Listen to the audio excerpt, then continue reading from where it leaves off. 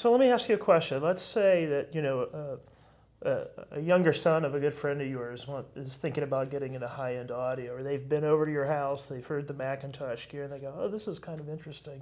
What advice might you give a young audiophile that's sort of starting out? You touched on a few things earlier, but I'm just... I think initially somebody that is interested, I would ask that person, do you have any particular type of audio equipment that seems to attract your interest? Are you interested in a receiver? That's certainly a very economic way to get into starting to, build a system. We have so many kids these days just love vinyl. The vinyl thing's just taken off, and they've gotten their first turntable. Yeah, well, that's and the art of putting that together is just as complicated. That's what we're here to help. Yeah, hopefully translate that into simplified terms. Exactly.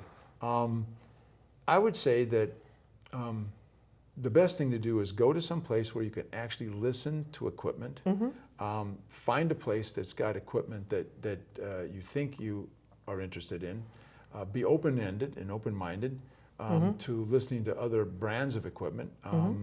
You may find that what you thought would sound good, you may be enlightened by something else that you get introduced to that sounds, maybe for the same budget, better to you. Yep. And always be willing to not close the door on getting exposed to anything. I've always believed, and I would recommend, go into a particular stereo place and go to where the best equipment is. Yep. And hopefully they'll let you listen to some of the finest equipment that they've assembled and put together. Get a feel for what that sounds like.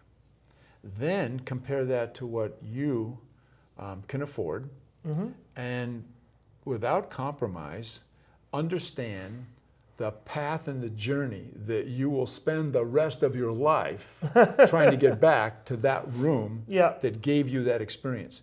Because you need to know what that experience is. When I first started swimming, was never exposed to knowing what the Olympics was about. I was 10 years old. It wasn't on TV like it was back in 1960 when I was 10, like we see hours and hours of sports on TV. There was no cable television. There was no ESPN at that no point. ESPN, any of this. Now, I wasn't until I was about 14 years old where I understood about the Olympic Games, and that was sort of a vision.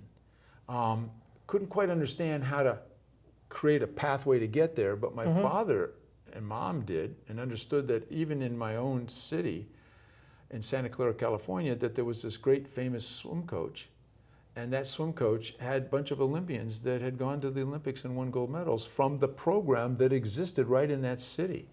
So I was lucky enough to be embraced by the younger kids program that would show me that I was playing along the freeway, so to speak, but I could see that freeway because those guys were getting in the pool, the champions that were Olympians when I got out. Eventually I got old enough to make it into that pool at that same time, and misery loves company, and I just sort of experienced that way. So I think that in choosing a stereo piece of equipment or componentizing what you want is don't be afraid to go into a room that's got thousands of dollars of equipment that's displayed properly, because you should never deny yourself from the enjoyment of listening to that kind of pure sound. And then try to enjoy your selection, and you'll find that there'll be varying choices, I think, of equipment that you can put together. Like I did when my first piece of equipment was this Scott receiver, because I couldn't afford the Marantz, the one with the spindle wheel on there for the tuning of the. But the Scotts were great back in their day. A friend of mine in Atlanta hooked up a Scott receiver once to some Magnapan speakers I had, and I was actually surprised how good it sounded. Yeah, it was ancient too. So when I was in college, I got introduced to this one guy. I went to Indiana University, and there was this one guy actually in Bloomington that was an Altec Lansing dealer, But primarily they were known for their speakers. But they came out with a line of receivers, one called a 714 and a 7 something. I couldn't afford this. I could only afford the 714. And I had my KLH 17s with me in college. You know, I put them in my Mustang and drove them out there from California. And for some reason, the guy let me. He let me bring my speakers to him, and we played them, and it sounded great. So then I bought that receiver, and I had that for a while. And I passed that Model 17 and that Altec Lansing Model 714 down to my sister, and she loved it. And I don't know whether she's got it in the garage or whatever, because sometimes that equipment ends up, you know, collecting dust in somebody's back room somewhere. But I enjoyed that thoroughly at the time, you know. So I would just say, make a decision, be able to reasonably afford, don't go into debt. Not at a young age anyway. Right. Eventually you're going to think about that, you know. And it's always, I think owning a system is somewhat of a compromise. If you're single, you don't have to listen to anybody complaining about how loud you play it or where it's positioned in a room. So it's like dodgeball. You got to play that game and figure out what it is. You know, by the way, I want to just mention something about when people look at equipment, there's all these specs, and they spend so much time storing specs and harmonic distortion and intermodular distortion and all that sort of stuff, and how much watts they have and all that stuff. And at the end of the day, the equipment today, audibly, our ears are not capable of hearing those differences because there's hardly any distortion. Yeah. And back in my day, that wasn't the case. So these things were really important. Yeah. You know what I mean? Really important, since we actually hooked up speakers with zipline, which was basically lamp cord.